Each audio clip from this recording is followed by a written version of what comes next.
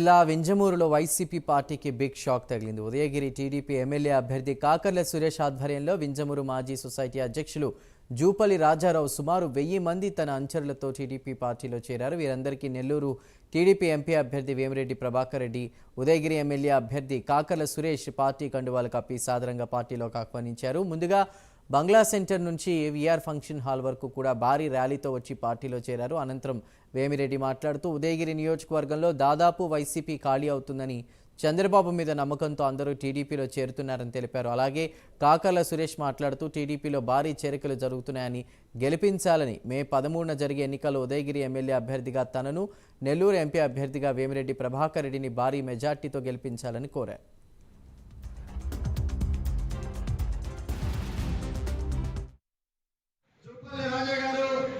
అలాగే వారి ఫాలోవర్స్ కానీ ఇతర నాయకులు కానీ వారందరికీ నా ధన్యవాదాలు చెప్పుకుంటున్నాను. ఈ రోజున వారు వైసీపీ పార్టీ నుంచి తెలుగుదేశం పార్టీలో జాయిన్ అయ్యారు. వారందరికీ సుస్వాగతం. ఉదయగిరి నియోజకవర్గం తెలుగుదేశం పార్టీ తరఫున అలా మీ అందరికీ అండగా ఉంటామన్నా. మీరు ఏం చెప్తే మీరు వాళ్ళకి అండగా ఉండండి, మీకు మేము అండగా ఉంటాం. దయచేసి అందరూ కూడా రేపు మే 13న జరగబోయే ఎన్నికల్లో సరైన నిర్ణయం తీసుకోండి. ఎంపీ అభ్యర్థిగా శ్రీ వేమిరెడ్డి ప్రభాకర్ రెడ్డి గారిని, ఎమ్మెల్యే అభ్యర్థిగా నన్ను దీవించండి.